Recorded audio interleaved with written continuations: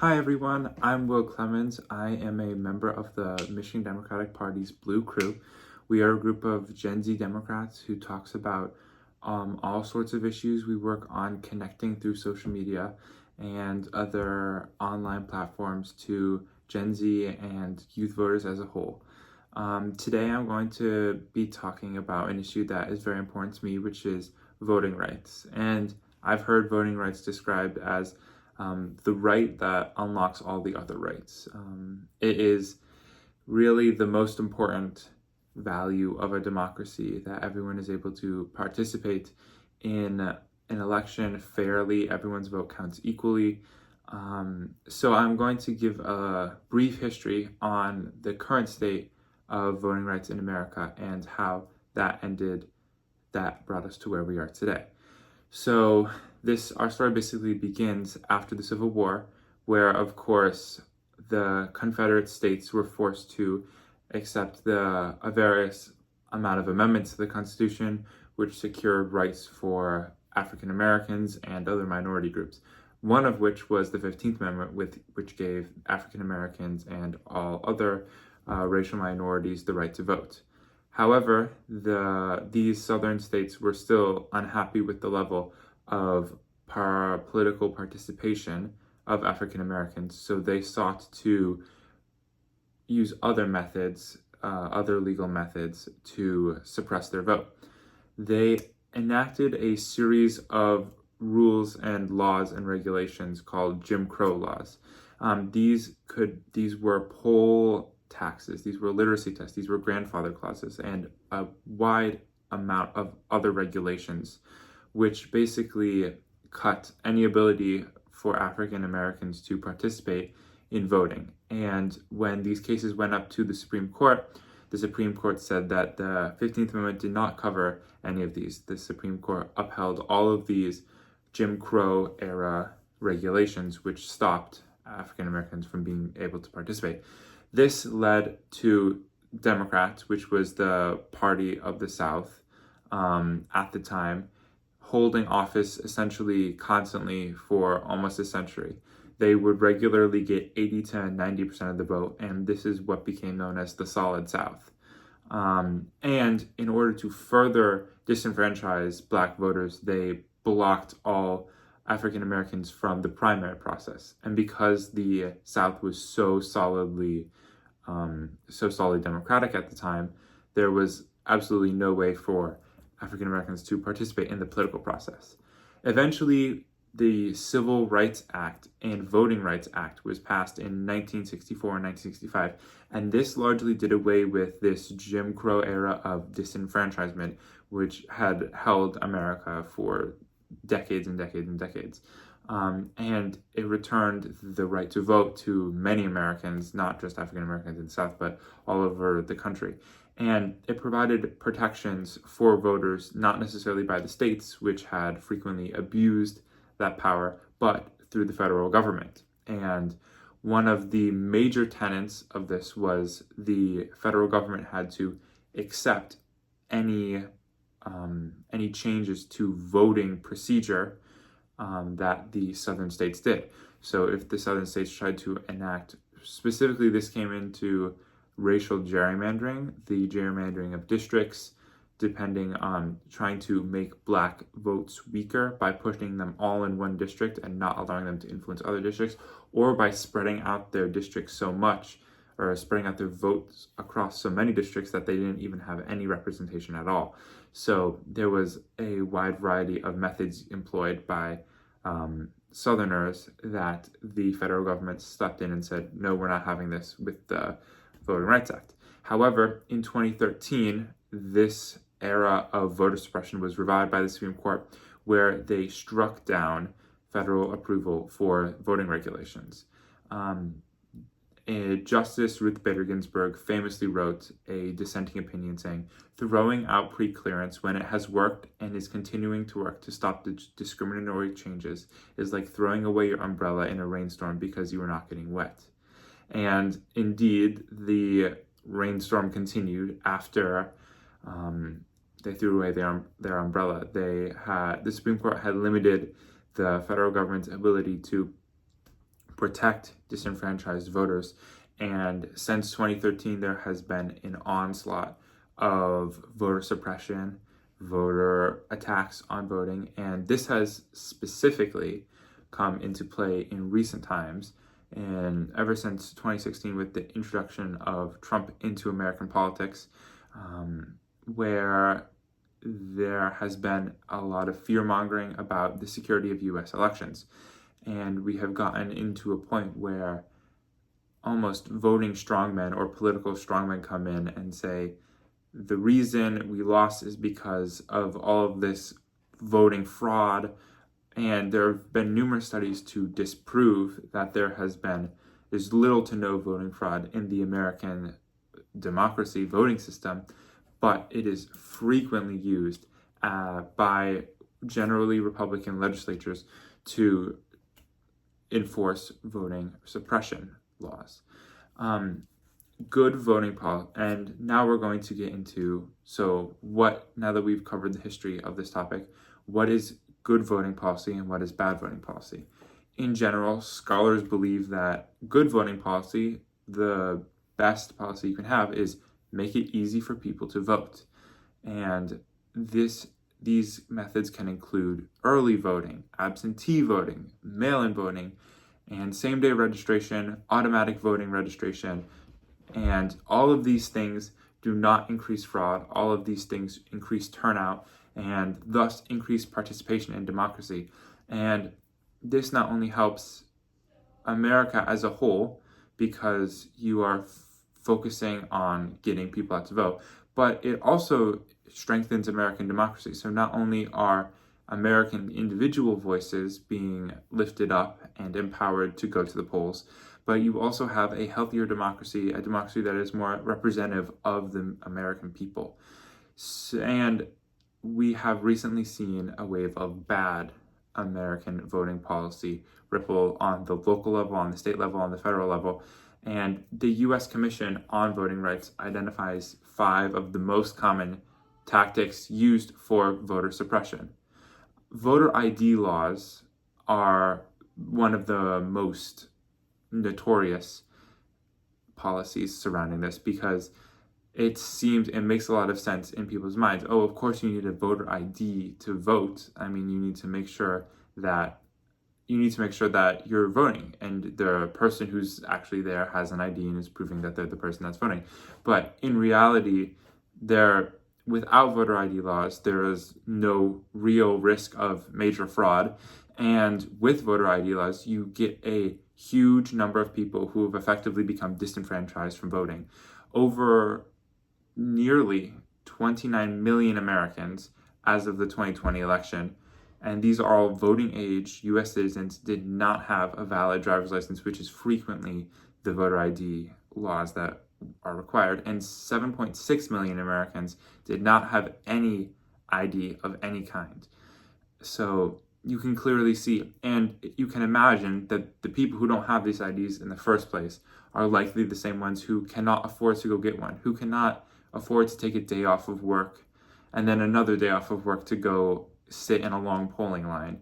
It's incredibly difficult for them to attain access to these IDs, and these voters tend to skew Democrat, which is why, in general, it is Republicans who are enforcing these voter ID laws. Another one of the major tactics for voter suppression is proof of citizenship requirements, which, along the same lines, not everyone is able to obtain that for an election. Another hugely notorious one is voting roll purges. Over 19 million voters were removed from rolls between 2020 and 2022. And these poll removals are largely for reasons that are determined by the state. So the states can determine what is grounds for removal from registration.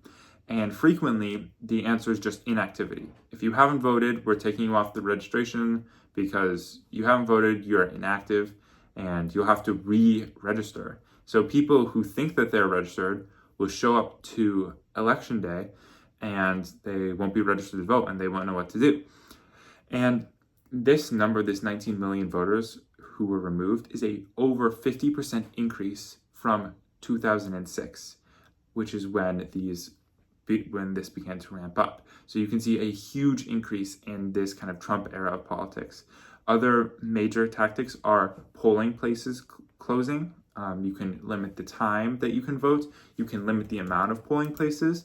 So especially in urban areas, which again tend to lean Democratic. So if you limit the amount of precincts in a urban area, you can guarantee long lines. You can guarantee people maybe aren't going to want to wait in that long line. And you also have cuts in early voting. So no absentee voting, no early in-person voting, no voting by mail. All of those things can be cut, which again further suppresses the vote. And as I was saying, most of this is sold as protection against fraud. These voter suppressions are protection against fraud, which has proved by numerous studies that it just does not exist. And these voting repression efforts almost always specifically target Democratic-leaning groups, urban residents, African Americans, Native Americans, the poor, and the homeless. And these laws are almost universally proposed by Republicans. In 2023, following the Republican losses in 2020 and to a lesser extent 2022, you've seen a huge wave of anti-voting measures. 356 anti-voter bills have been introduced across the country. And I want to now highlight some specific examples of where voting suppression actually has made a huge impact on who gets elected. Specifically, in 2000, George W. Bush won the presidency due to a victory in Florida by only 537 votes. And there was a huge investigation into this. They recounted all the ballots, thousands and thousands of ballots, millions of ballots, until the Supreme Court ordered that it was just a Bush victory. However, prior to this, there was a lot of shady things going on, specifically purges from voting rolls. In 2000, Florida targeted 12,000 individuals for removal from the rolls. And the reason for this removal was because they were felons, or allegedly felons, because the people who were purged from these rolls were purged if their name matched the felon's name 80% of the letters. So that is what multiple allegations have alleged, multiple lawsuits have alleged into this. And there is many evidence taken by the Brennan Center of Justice and other voting rights organizations which prove that these purges were very intentionally so to purge people who may not have actually deserved to be purged. And later investigations showed that at least 1,100 eligible voters were wrongly dropped from those voter rolls. So if you can imagine, the election was lost by 500 votes. Over double that would clearly maybe have swayed that election. And in 2004, Florida planned to remove 48,000 suspected felons from its voting rolls, even after a huge wave of outcry. And over 22,000 of those were African American, and almost none were Hispanic. So it was very clear that this was targeted towards demographics that vote Democrat and not towards demographics that vote Republican in Florida. Another example of this is in 2018, Georgia Secretary of State Brian Kemp purged over 500,000 voters from registration. And he was an elected official who was in charge of ensuring that the voting rolls were kept clean, and he was running for governor against Stacey Abrams, a very popular Democrat who had a very good shot against him. And he chose to purge those voting rolls. And the purges occurred disproportionately in precincts that ended up voting heavily for Stacey Abrams. And it is a ridiculous amount of voter, obviously a conflict of interest for someone to be purging 500,000, hundreds of thousands of voters from the rolls right before an election where they are a part of. You also see a huge wave coming from specifically Georgia after a unprecedented loss there by Republicans in 2020, where you see a wide range of bills, specifically limiting the number of ballot boxes in communities of color, limiting voting hours, adding additional ID requirements, basically covering all of the bases of voter suppression. It even made it illegal to give food and water to people waiting in the long lines that these will inevitably cause. Clearly, obvious voter suppression. Now, what can you do to prevent voter suppression? The Michigan Democratic Party and other Democratic groups have voter protection wings of their group. These are designed to enforce the rights of voters at the ballot box. And they send volunteers to go to polling places to intervene with election officials if people are not being treated properly, if the voters are not being given their rights. Republicans also have this, their own voter challengers, and they go and they try to infringe upon the rights of voters as much as possible. But Democrats go to these polling places and ensure that everything is running smoothly. So you can volunteer for those efforts, which are very important to making sure that elections run smoothly and that after Election Day there are no complications. Also, you can know your own election ballot deadlines. You may cast an absentee ballot and you need to know when you want to get that ballot, and you must know when you must send in that ballot. You also must know when you can spoil that ballot. For example, if you send in your ballot and you've decided that you changed your mind on a vote, you can spoil your own ballot and go in person and vote. But there's a deadline for that. So knowing your way around your state's laws around elections and knowing your way around the deadlines that your state has for elections is critical if you want to stop voter suppression of yourself. An incredibly important thing for you to do is check your registration status. Even if you believe you are registered, check your registration status. We were just talking about these huge purges from inactivity or a wide number of other reasons, even suspected felony convictions from other states. There's a wide possibilities where you can be disenfranchised in your own state without even knowing it. So check your registration status. Tell your friends and family to check their registration status. So when you show up on Election Day, you are not unpleasantly surprised with the fact that you may not be able to vote and you may not be able to cast your ballot. If that does happen to you, many states have provisional ballots in which you can register after the fact to vote, where you can cast a ballot and then later come and say, yes, I was registered to vote, just something happened and I wasn't able to, so I cast this provisional ballot. However, studies have shown that a large amount of those provisional ballots are thrown out due to improper signatures or a wide number of reasons. So it is strongly not recommended, but it is a last-ditch effort if is what you must do. Make sure, the final point I would like to make is make sure you have a voting plan and make sure your friends and family have voting plans. It can make sure that on Election Day, you're not going to have to go pick up your kids from school at 5 when you were planning on voting. Make sure that you have a plan and that everything in your life and in your friends and family's lives is set for voting. And there's such a wide number of options. There's early in-person voting. There's absentee voting by mail. So look through your options and look for whatever suits you best and whatever can accommodate your schedules. I hope you all enjoyed this video, and I hope you gained a lot of information that will help you become an effective voter on Election Day in November. And I hope you go and reach out to your friends and family.